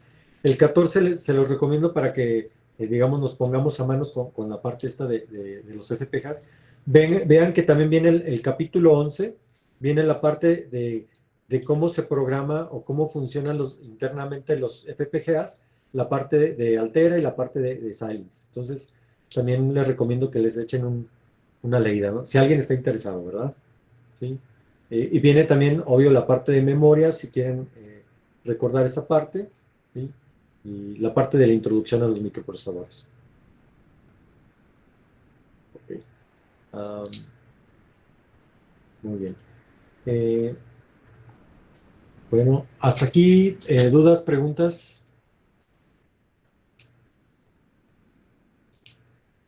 ¿No? Muy bien. No, Profesor, en esta materia vamos a llevar algo de como armar una máquina de Turing. De hecho, un microprocesador es una máquina de Turing y sí vamos a armar un microprocesador. Bueno, Sí. De esa hecho, era. es su proyecto, es su primer proyecto del primer parcial. Ese proyecto lo vamos a ir calificando por ahí de finales de septiembre, principios de octubre. Tienen que armar un microprocesador justamente en Vivado, ¿sí? Recomendable que lo hagan en Verilog, porque bueno, yo les voy a ir pasando algún código para que se den una idea de cómo tienen que funcionar esas cosas. Y bueno, todo va a estar en Verilog, ¿sí? Pero sí vamos a armar el microprocesador. De hecho, vamos a armar un microprocesador, yo creo uno de 8 bits, ¿sí? Uno sencillo de 8 bits, con una arquitectura Harvard que prácticamente tiene la misma potencia que, digamos, o tiene más potencia que el primer procesador de Intel, ¿no? Entonces vamos a hacer un procesador más potente que el primero que hizo Intel. Entonces ya de entrada ahí les vamos a ganar. Ya después nos ganaron, pero bueno, digamos, para fines prácticos y académicos va a ser suficiente. También lo que vamos a estar haciendo, o sea, no nada más hay que hacer el microprocesador, hay que utilizar el microprocesador, hay que conectarle memoria, y lo que vamos a hacer con ese microprocesador es una calculadora. Nuestro microprocesador va a ser capaz de hacer sumas y restas, pero nuestra calculadora va a tener que hacer sumas, restas, multiplicaciones y divisiones, ¿sí? Entonces, toda la parte de multiplicación y división tienen que programarse en software, ¿sí? Entonces, vamos a ver la parte de hardware y vamos a ver también la parte de software del microprocesador, ¿sí? De un microprocesador que vamos a construir nosotros y vamos a diseñar nosotros desde abajo. ¿Cómo ven la aventura que les falta? Suena cool, suena cool. interesante. Ok, pues bueno, por mi parte sería todo. No sé si hay alguna otra pregunta, alguna duda o algo que pueda yo apoyarlos. Si no, les agradezco mucho su presencia y nos estaremos viendo el próximo martes. Estoy pensando si ya nos dividimos o todavía no. Profe, ¿hoy mismo va a subir esta clase? Sí, yo espero subir esta clase en un momento más, ¿sí? Para que la tengan ustedes ahí a su disposición y la puedan revisar ya con calma. Sí, yo creo que la siguiente sesión todavía nos vemos todos, ¿sí? Y ya después, cuando empecemos la parte de los ejercicios, ya nos empezamos a dividir, ¿no? Para darles ya seguimiento puntual. ¿Les parece? Sí. Una pregunta antes de que se me vayan, y ahorita continuamos contigo, Sofi. ¿Alguien tuvo problemas o los estuvo sacando la parte del Meet? ¿Tuvo problemas con su conexión? ¿Se estuvo cortando? Platíquenme. Pero al inicio, pues no podíamos. Ok. Anaí, A mí no me lo comenta. abría con el celular. Perdón, no te escuché bien, Javier. Pues, No, digo que a mí no me lo abría desde el teléfono. Hasta Ok. que me venía a la computadora y ya. ok. Muy bien. Me sacaba de vez en cuando también. Ok, pero aparte de que lo sacaba, ¿se veía bien la pantalla? ¿Se vio bien todo? ¿O se cortaba, se pausaba? No, sí se veía fluido, se veía bien. Ok, perfecto. Muy bien. Adelante, Sofi, ¿tenías alguna comentario, duda? Las clases de 1 hora de los viernes, sí no las dará. No, la clase de los viernes no. Esa clase de los viernes está única y exclusivamente si yo empiezo que alguno de ustedes se me empieza a atrasar, ¿sí? Entonces los voy a estar citando, pero nada más a las personas que se me atrasen, ¿sí? Esa hora la utilizaremos justamente para eso, ¿no? Para darles un poquito de seguimiento a la gente que yo vea que se me está retrasando, para, digamos, poner la mano, ¿no? ¿Sí? Así es, Carla. Sí, las asesorías serían, en este caso, no para todos. O sea, no creo que todo el mundo ocupe la asesoría. Si alguien la solicita, obvio que la damos, ¿verdad? Si alguien dirá, ¿sabe qué, profe? Yo ocupo verlo, platicar con usted porque tengo problemas con esto, pues la asignamos, ¿verdad? Pero también, o sea, funciona en ambos sentidos. Ustedes la pueden solicitar, pero también yo, si veo que alguien no está respondiendo, también yo los voy a citar a esa hora, ¿no? Esa es la idea de esa hora de asesoría, ¿sí? Normalmente esa hora la utilizo pues para preparar clase, para revisar y demás, ¿no? Pero si no, justamente es para darle seguimiento a todos ustedes. ¿Alguna otra duda, pregunta? No, voy a dejar de grabar para que no se haga tan